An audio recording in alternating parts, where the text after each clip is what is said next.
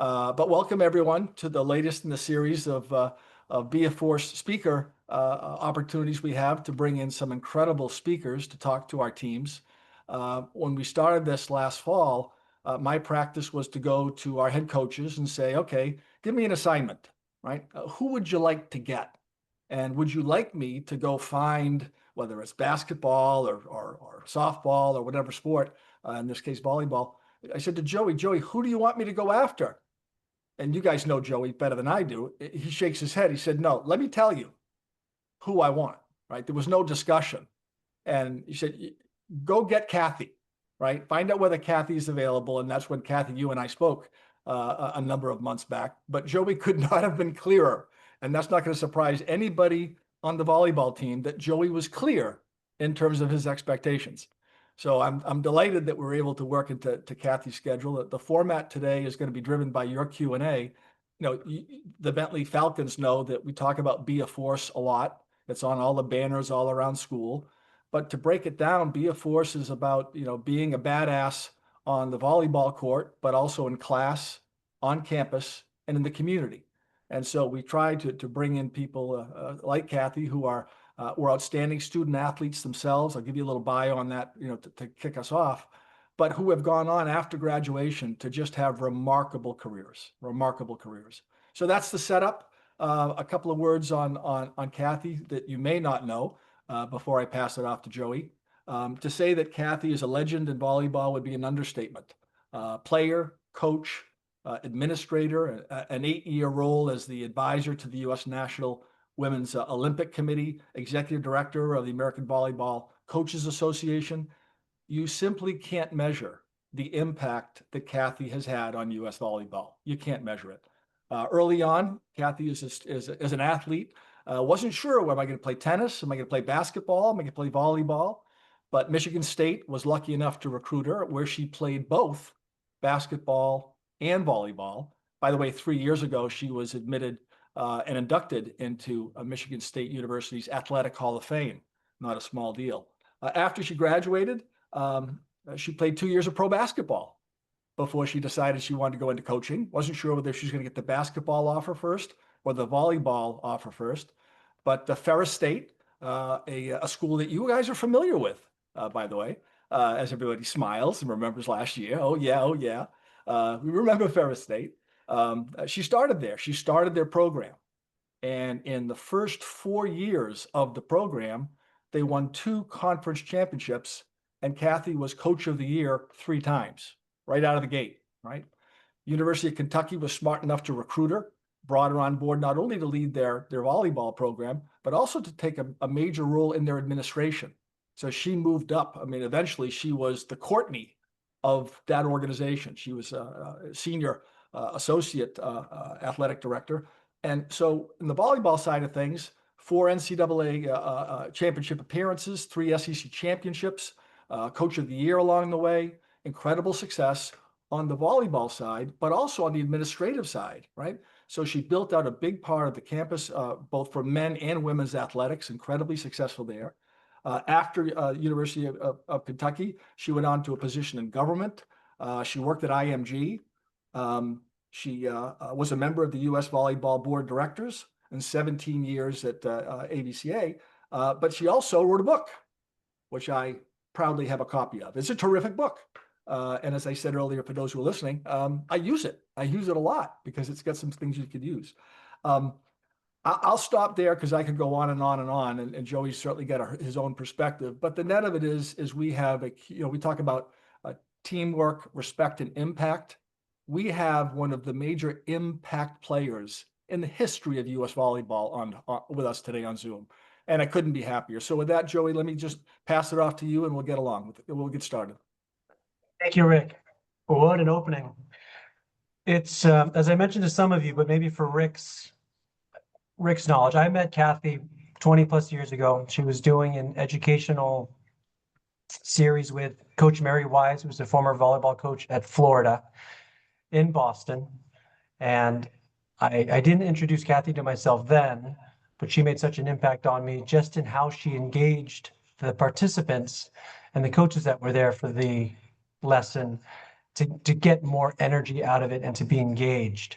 And then shortly after Sandy Hoffman, former Bentley coach, passed away, I remember Kathy sending out a tweet, not an X, but a tweet saying, our volleyball world has gotten a little bit smaller today. And that subsequent December, she had passed in August of 2015.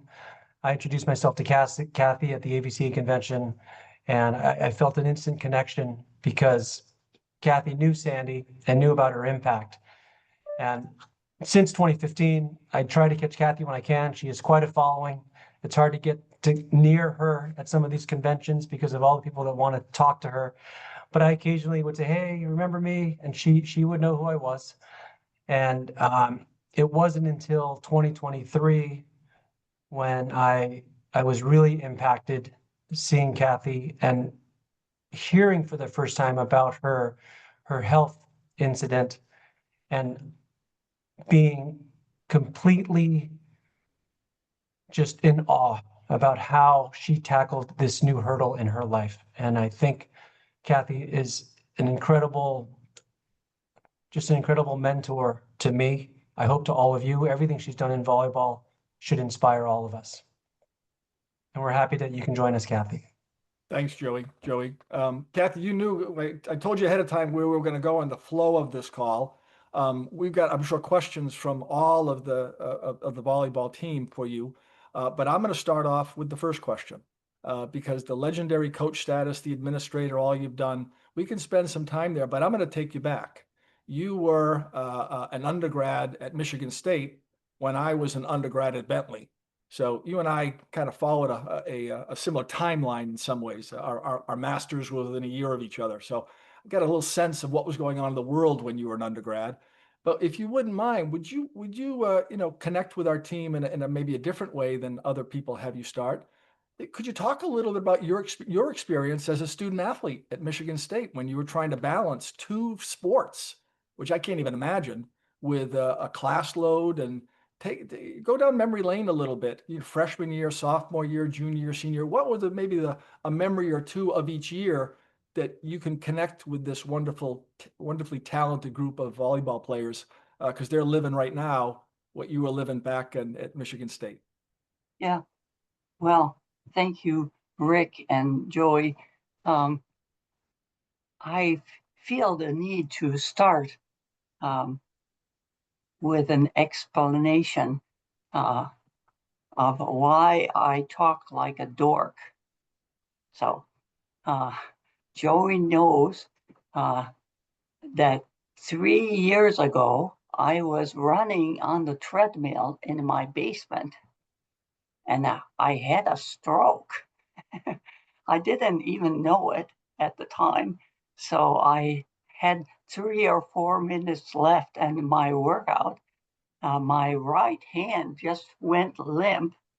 I thought this was weird, no pain, nothing else. So I just kept running to finish my workout. And when I went upstairs to go wake up my husband, my right hand, I had trouble getting dressed and I knew something was wrong. And when I went upstairs to go wake up my husband, I realized I couldn't talk. So I went into the study and wrote with my left hand, stroke, and showed it to him. And he scrambled out of bed and took me to the ER. So giving me a stroke shows that God has a damn sense of humor because all I did for a living is talk and write. And suddenly, in a moment, I couldn't do either. I was speechless and I couldn't move my hand. So I didn't think it was very funny at the time, but I've grown to appreciate what learning is like as a almost 70-year-old learning to talk again. is life. So I can understand you just fine, and my comprehension is as limited or as good as it was before the stroke. So, but that's the reason I sometimes sound like I'm from a foreign country. uh, uh, because my speech is still improving. So, no, to Rick's question, um, what was it like for my years in college? So,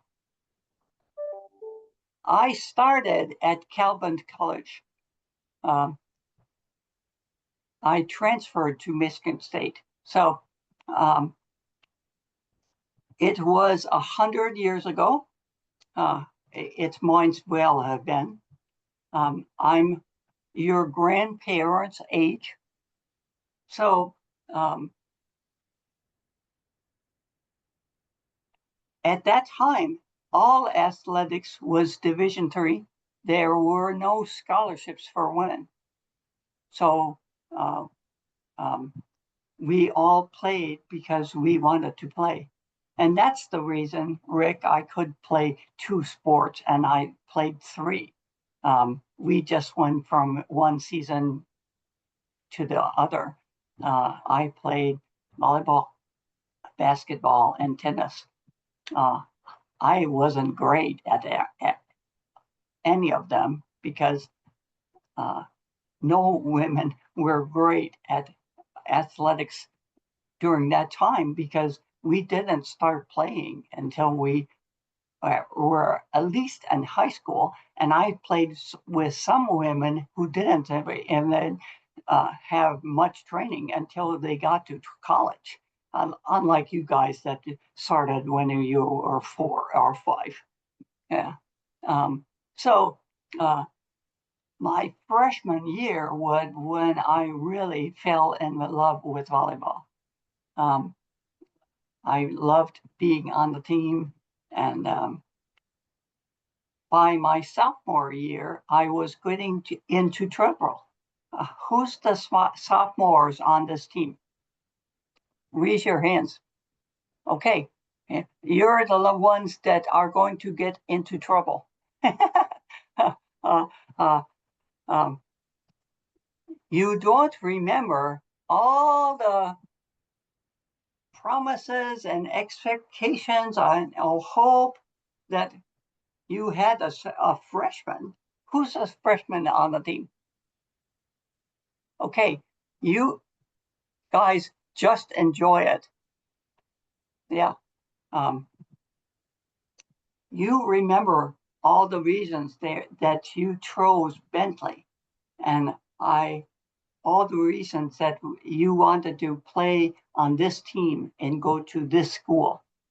The sophomores largely have forgotten about that.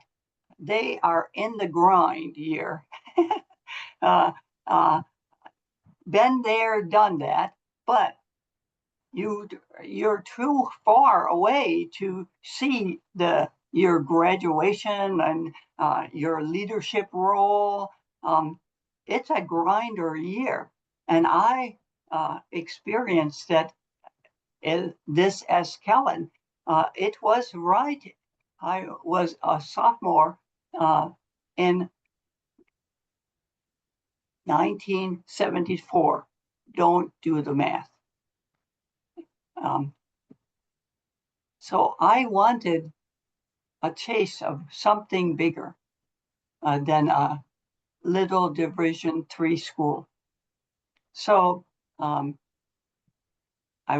got together with a couple of friends and transferred to Michigan State. Calvin was 1,500 students. Michigan State was 42,000. So I got bigger. And at Calvin, most people knew my name because I was an athlete and a couple of sports, and my father was on the faculty in the religion and theology department, no less.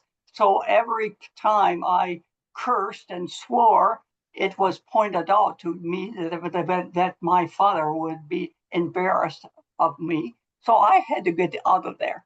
So I transferred to Michigan State when everybody knew me by a number.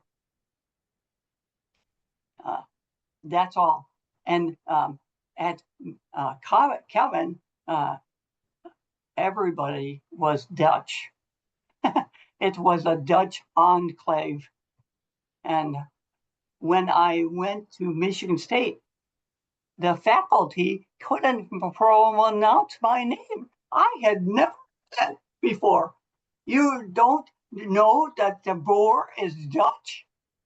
So Kathy goes to the big city and the big university.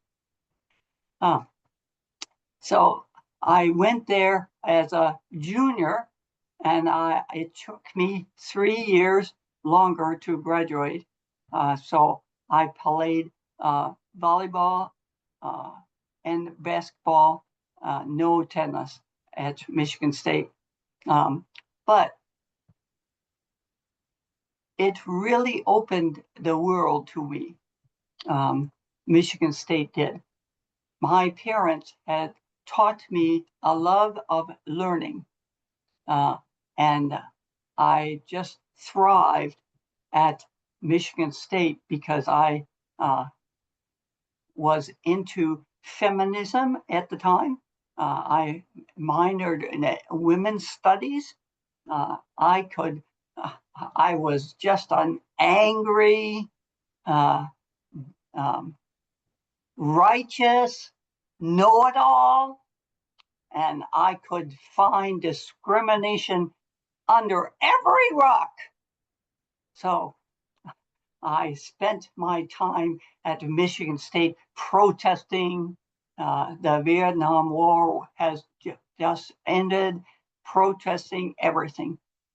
So by the time I graduated from there, I was just lucky that there was no social media, because I would never have gotten a job if there had been. So the world is a lot different for you guys now. You are tracked in every part of your lives. So you have to be much more careful and can't be as cavalier with sharing your thoughts and experience as I could be at that time. Kathy, that was perfect, because the intent of the question is really to give the team a sense of, who's behind all those statistics that Joey and I talked about, and that was just fantastic. So as the quality of this goes up from there, because we're going to go right to the questions that the team has put together, and so there's no order. If you have one, share it, and we'll just go person to person. Who wants to go first? I won't call on you, so just start talking. I can go first.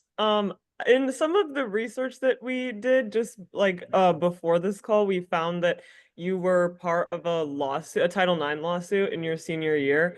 And I wanted to ask kind of like what inspired you to become a part of that lawsuit, and what motivated you through the process? And also, what did you take away from that experience in like for the rest of your career? Yeah. Well, I not only was part of that lawsuit, I started it. As I mentioned, I was really, I call these my feminazi days. I was a rebel about everything. And I was at Michigan State the same time as Magic Johnson. I was a senior when he was a sophomore, and he was a pro basketball player later of great fame. Um, and my boyfriend at the time had, this is an aside, but my boyfriend at the time had basketball tickets to the men's games. And through, he was working in the athletic department, and the games were all sold out. And he would give me his tickets, and I would sell them, scalp them uh,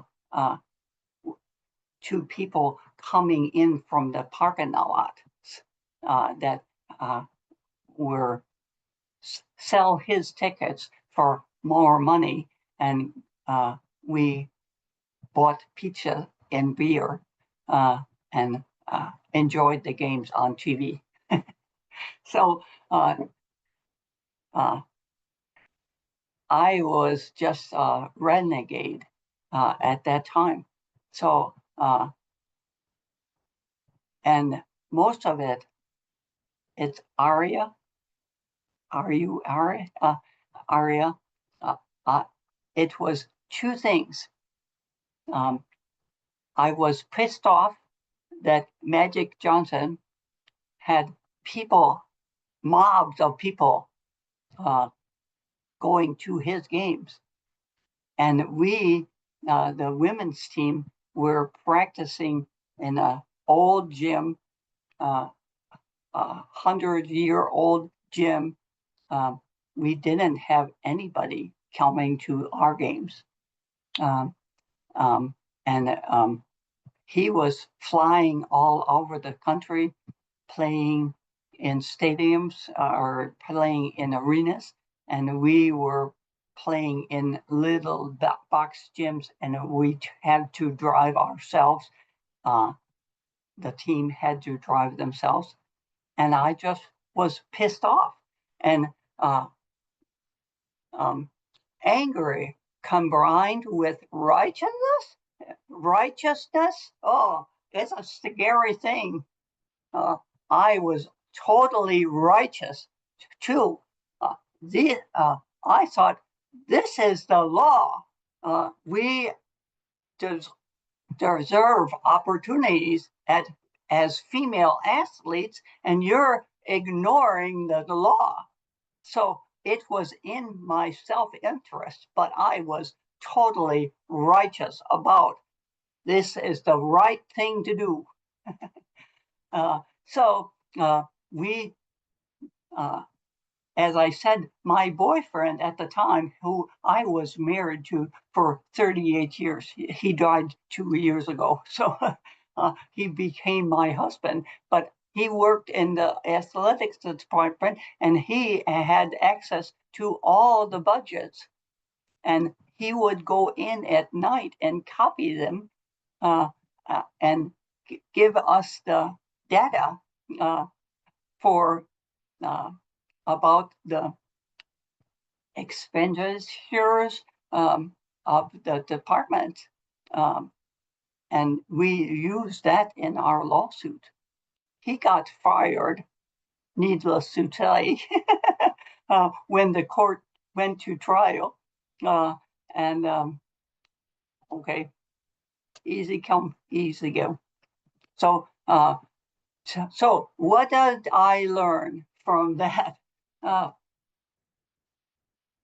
Aria, it's hard to understand the impact of your life when you're living it. There's a saying that life has to be lived forward, but it and can only be understood backwards. So that lawsuit ended up having a big impact on women's sports, Michigan State, all the Big Ten schools, because they had to pick it up. Their investment in women's sports, they had to increase it. And but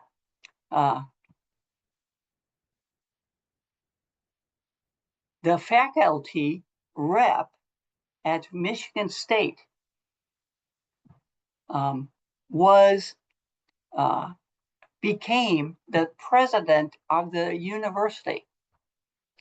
Luana Simon, she became the president of the university, and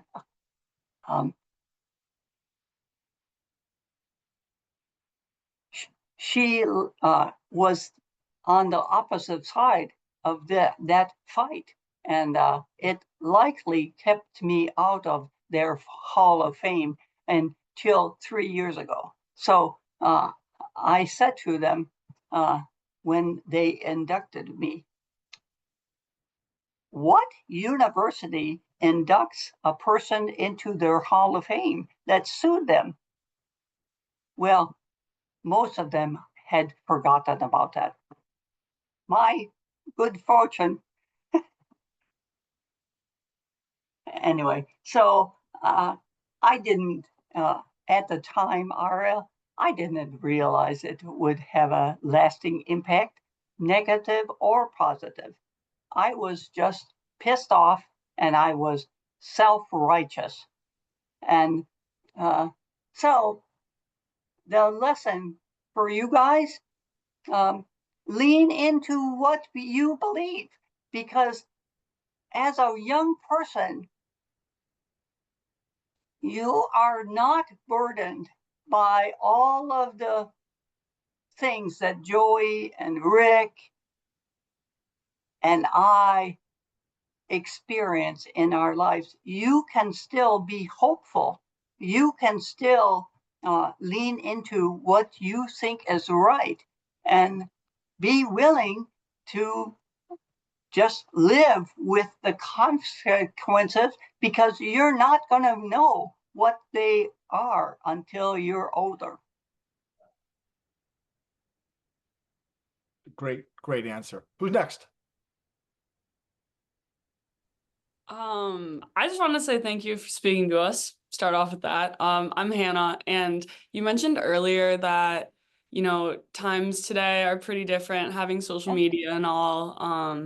And as, you know, volleyball and women's sports and, you know, women in general just continue to grow, I think I'm curious what your best advice for young girls, not only in sports or volleyball, but just, you know, in general, is when it comes to facing adversity, and also in, you know, regards to volleyball growing, and what you would, I don't know, just some advice. Yeah. Well, Hannah, I thought a lot about this question because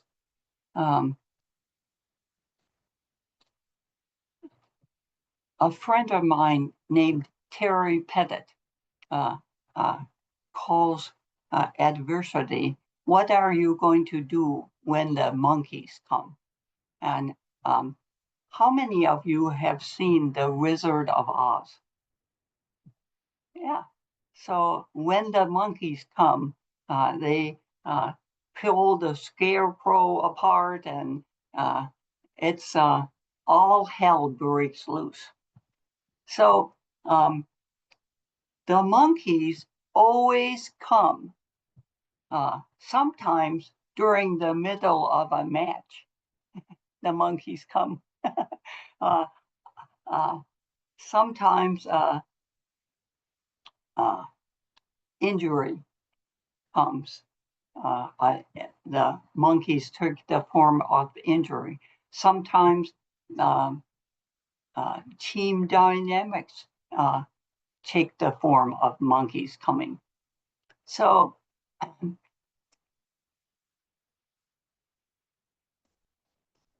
handling it, overcoming it, I would like to shift the perspective. The monkeys are going to come. It's how you react. And I would suggest a couple of things. And I've learned this from experience. When I was playing at Michigan State, we went out to a tournament at UCLA, and it was the biggest tournament in the country. It was all of the good teams, and it was the West Coast, and all of the, most of the players on the West Coast at that time were better volleyball players than the players in the Midwest. And we were up to our asses in monkeys. And we were playing against UCLA, and I was a middle blocker at 5'10". You can't imagine that today, but I was late on the block, and the middle back charged and the hitter hit it over her head, and we lost another point. And I was pissed. I turned around and screamed at her, "Kate, she's a deep court hitter. Hold your position." And Kate didn't speak to me the rest of the weekend. So, lesson learned, kind of. Don't make adversity worse. The monkeys are going to come. You make it worse by yelling at a teammate. Another time I was playing basketball. This was the first time we were on the radio. There was radio back then. No TV, but radio. So our game was on the radio, and the radio announcer was sitting right next to our coach, and our coach called a timeout. We were losing to Queens College. Nancy Lieberman was playing at Queens College. She was a very famous basketball player, and she was just scoring points like crazy against us. And our coach called a timeout. And as the team was coming towards the bench, I was screaming at a teammate named Lori, "God damn it, Lori, will you play some fucking defense?" All broadcast all over to the 10 parents who were listening to it on the radio. But I guess I didn't learn the lesson very well, Hannah, but when the monkeys come, don't make it worse. Don't make adversity worse, and stay hopeful. That's the more positive thing. The monkeys are going to come, but they are going to leave. And so if you can ride out the monkeys, then you can keep moving forward. They're going to come, but don't make it worse, and stay hopeful. Just keep grinding away, and they will leave. Well, we clearly will know that the team is going to be talking about monkeys for the rest of the season. We have that established. All right. Who's up next?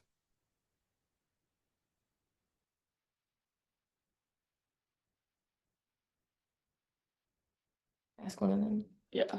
Hi. Thank you so much for taking the time to speak with us. It's been so inspiring hearing your story, and we really appreciate it. I'm Erica.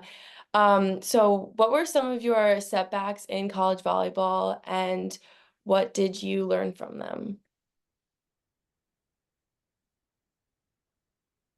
You guys keep asking me what I learned.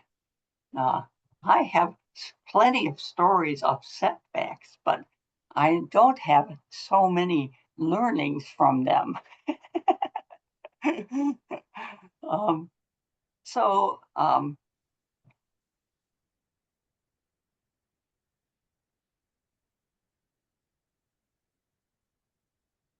the fact that I have many stories of setbacks, but a lot of learnings, speak to one of my things that you have to give yourself grace. So I'm not going to talk about volleyball specifically because you guys know about injuries and the psoas errors and shoulders, all those things. Joey he means well, but he can get in the way sometimes. You know that. Yeah. All those things, as a team.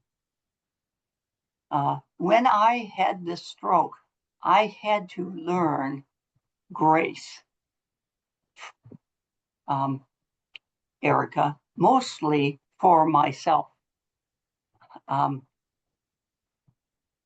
My favorite words post-stroke were, "God damn it, Kathy, pick it up."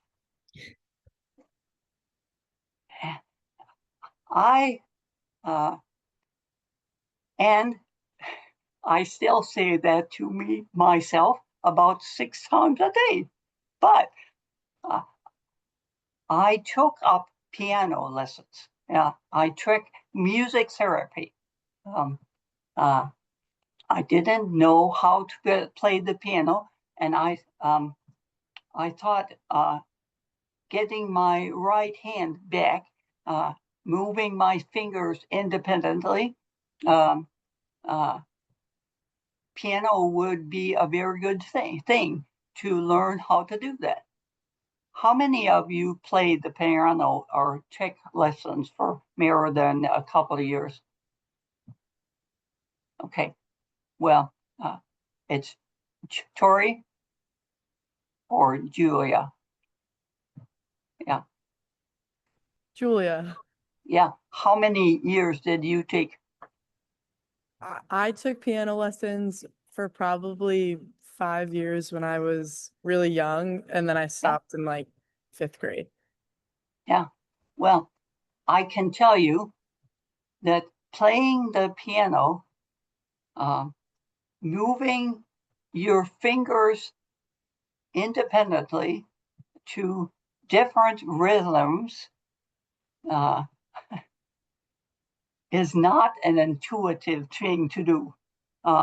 I was a very good athlete. I was a tennis player. I was a volleyball player. I was a basketball player. But I'm a horrible piano player. So I practice every night for an hour before I go to bed. And every night I say, "God damn it, Kathy, pick it up," 10 times.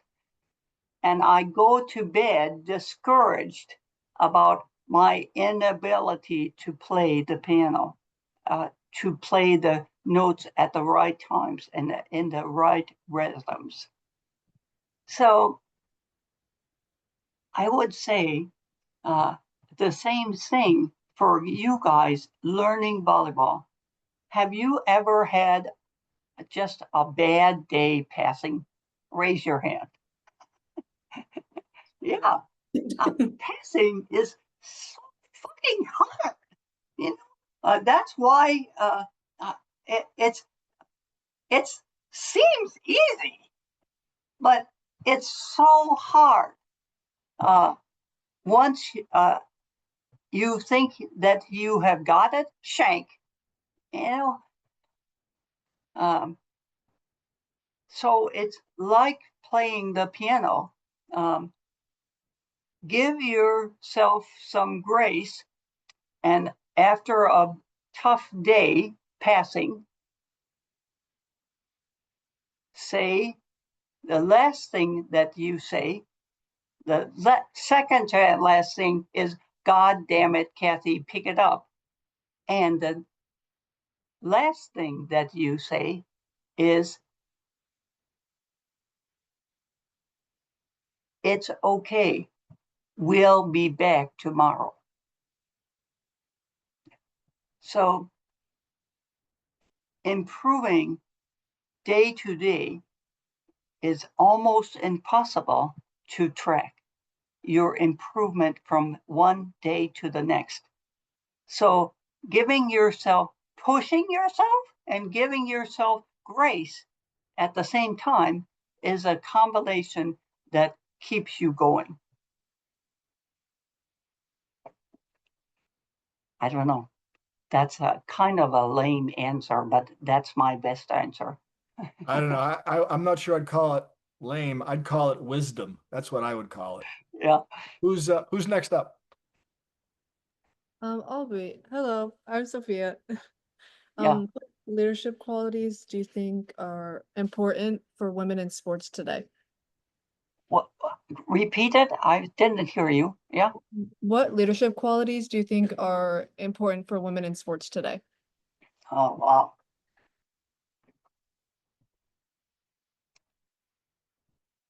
Oh, what leadership qualities? Yeah, there are so many.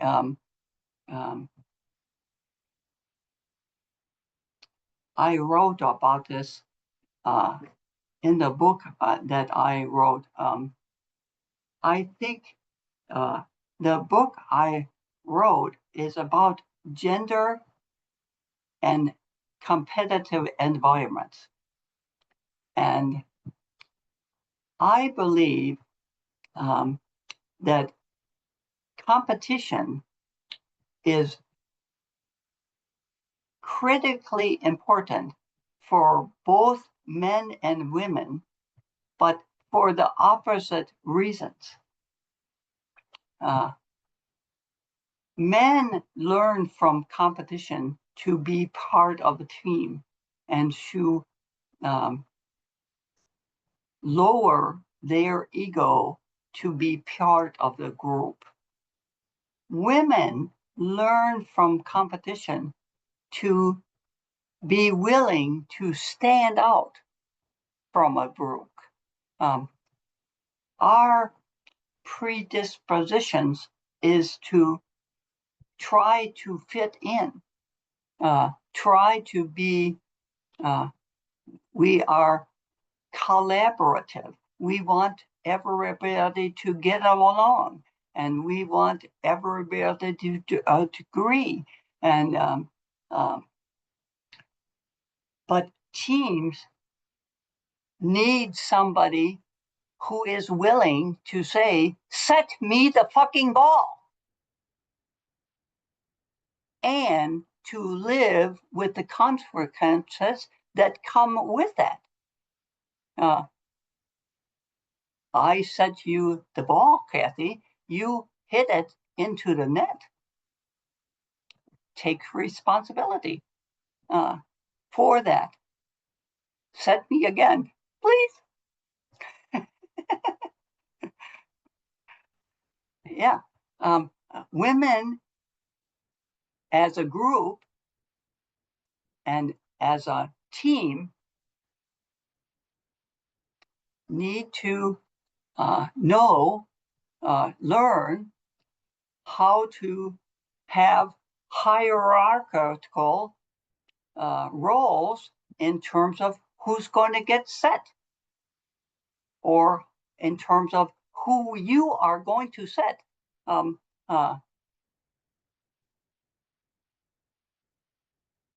You set the best player 2 to 3 times as much as you set the worst player. As a setter, you have to be okay with that. And as a hitter, you have to be okay with it. And only 6 of you are going to be on the court at one time.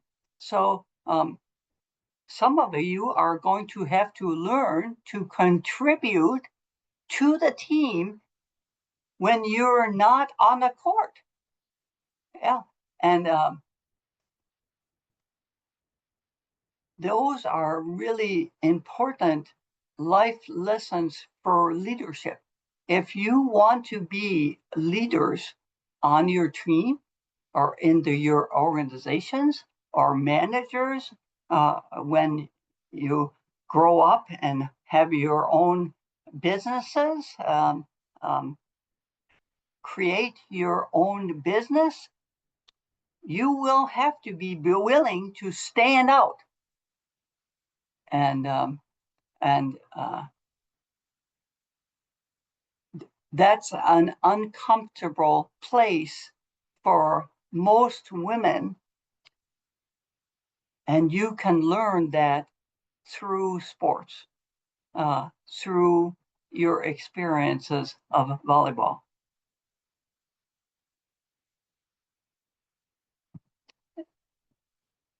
What do you think, Sophia? That's great. Thank you. Thank you. But I Rick, think I had a never mind. I had a question for Kathy, and maybe this will help a lot of our youngins as they progress and get older and are running their own business. Over the duration of your coaching into being an administrator at the AVCA and having such a big impact on many people, did your pet peeves or non-negotiables change? And did you change them, if you did, based on the people that you were working with, and maybe even adjusting your perspective, as you said, Kathy?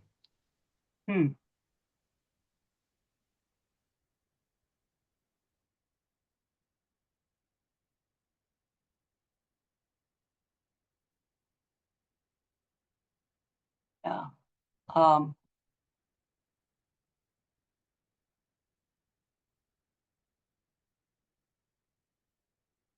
Well, Joey, I certainly adjusted. And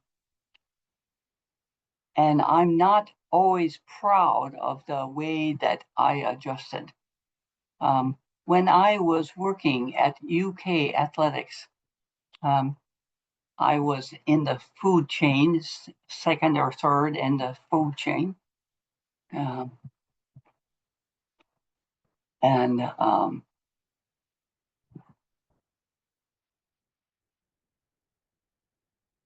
I wanted to be a major college athletics director, and I never made it, so clearly. But I was a lot more concerned about how I was perceived. So when you are in middle management, you're trying to move up. So you're studying the ways of the people above you. And my observation are that people go one of two ways in seeking leadership positions. They either are go along and get along people.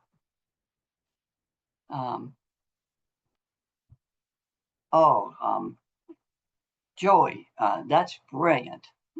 whether you think at that or not. Yeah. The boss says something, all in favor. Oh, agree, whether you do or not. Or they are contrarians. The sky is blue. No, it's not. It's dark blue. It's azure. And both of those traits have their downsides.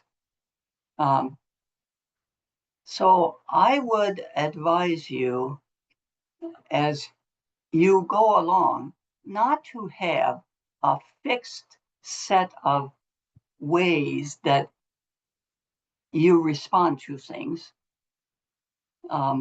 but to have anchors about right and wrong.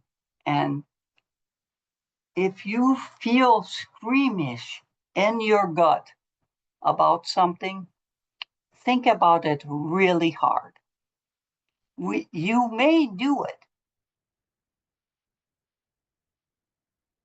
anyway, and you may get away with it anyway. But I have found that most people who get into leadership roles push back on things. They raise their hand. I'm not comfortable with the direction that we are going. I'm not comfortable with what you just said. I don't understand where we are going. I would like to suggest going in this direction. And the go along and get alongs will sometimes be promoted. It's called the Peter Principle. And I have seen that many times. But they are a disaster when the monkeys come, because they don't stand for anything. They are not decision makers. So that's a kind of an all over answer. Let me just give you an example. Yeah. When I was working at the University of Kentucky, I was number 3 in the department, and the AD was retiring. And the number 2 guy who became the AD, he outranked me, and he said to me, Kathy, we are raising money from our donor base to buy the AD this house in the Bahamas. So keep this quiet, but go raise, I have raised half the money, you go raise the other half. So squeamish. No, why are we keeping it quiet? Is this wrong or right? Or is this a gift or a tax write-off? But I did it. I did my part. And the media found out that we had bought this house. The donors has bought this house. And it was on the front page of the paper. And we paid a price for that, and that the athletics department was not trusted by the university leadership or by the media for a long time. And it was because of that decision. So it's just one example. I hope I don't have a lot of those, but you will have reasons when you're climbing the ladder if you want to do that, and people don't, if you want to, you will have those intersections. And it's easy. All old people tell younger people, just do the right thing and you'll be fine. That's easy. Did you do the right thing all the time? Oh. Next question.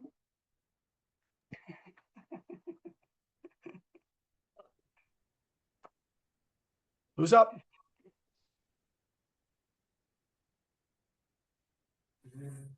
Yes. My name is also Sophia. Sorry to make it confusing. Okay. But I just wanted to ask, like, what made you stand out from other coaches and led you to being so successful? Like, what do you think? I can't hear you. I'm sorry. Yeah.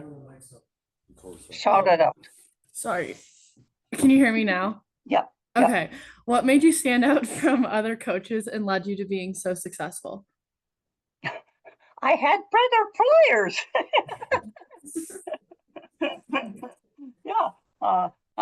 Players make a program.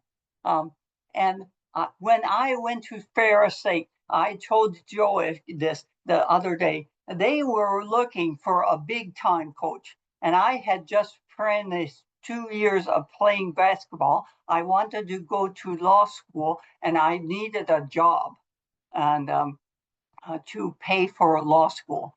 And it was early August. Imagine that. Preseason was going to be starting in 2 weeks, and they didn't have a coach. And I said to the AD, hire me, I will improve your program.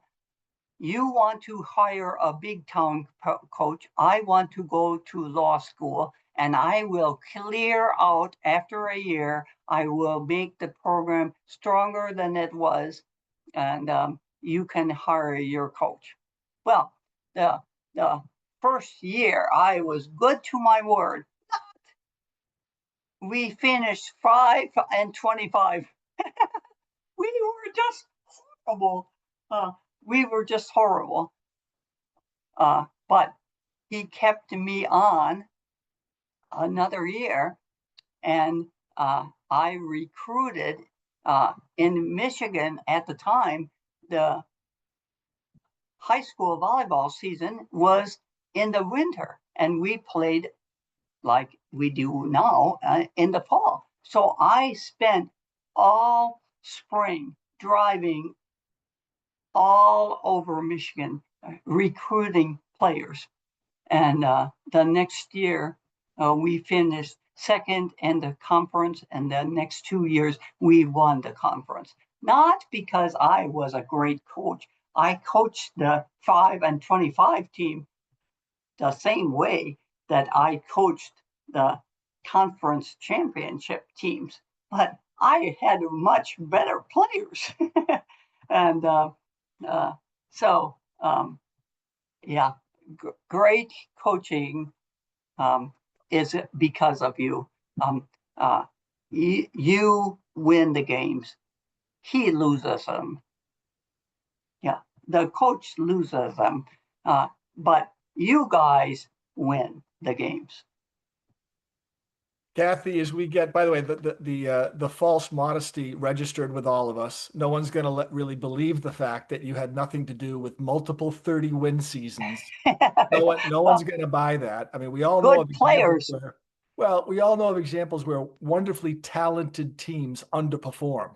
So let's just kind of put it out there. So as we get close to the top of the hour, Kathy, I just want to provide you the opportunity is there a final message you want to send to the team? I mean, there's so much you've already shared, which will be replayed in practices, and they'll be talking about it, no question. But something you'd like to leave the team with before I ask Joey for a final comment. Well, yeah. As I said at one point, life must be lived forward, but it can only be understood backwards. So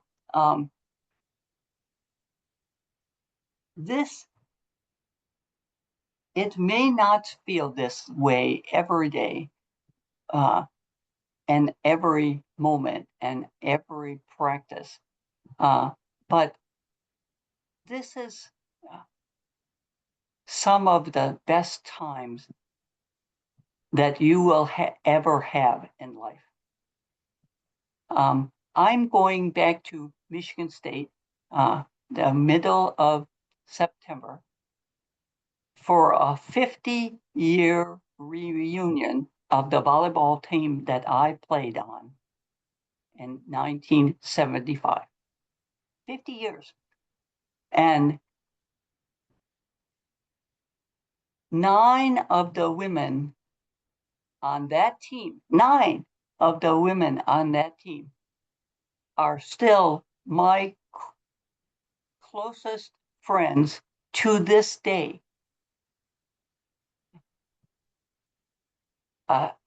We have gotten married, gotten divorced, some of us.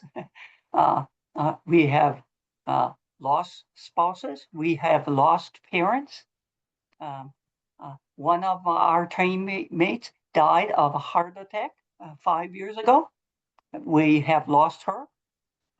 One of them fell off her bike and had a head injury and now lives in a nursing home. She's coming. So we are all in our 70s, but the experience of those monkey coming situations have created stories that we tell over and over and over again. We are so much better now than we were then. But we buy the lies that we tell each other about how good we were. So the experience of volleyball bonds people to each other in unique ways. And we are the only team sport in the US that grew from the participation of girls and women. Think about this. It's a mainstream sport without a lot of boys and men. And we are just now dipping our toe into the pro marketplace. So that is because of you, because of your resilience, because of you telling your dad, Dad, I want to play volleyball. Mom, I want to play volleyball. I won't be denied. So you are building something uniquely American and uniquely women's sports special in this country. And you have been part of this. When you're my age, you will look back. Oh, we did something great. So have hope, give yourself grace, and have a foot firmly in your own butt and pick it up. Thanks. Yeah. Kathy, amazing. And Joey, as it should be, you get the final word. Yeah, Kathy, I speak for the whole program. It's such a special last hour. This is an aside. Our first icebreaker we did on day one, we had a series of questions that each of the athletes and coaches had to mingle around the room and figure out, who lives the furthest, who has an Irish twin. one of those questions was who knows a celebrity? And I was disappointed that no one asked me if I had one because I have you in my cell phone and I would have said you. And it's really been an honor to have you be a part of this. And I'm looking forward to connecting with you again in December in Kansas City at the AVCA. Yeah, well, I'll count that Joey, and good luck. You beat my Ferris Bulldogs. I'll not forgive you for that easily, but congratulations on that. But what have you done for me lately?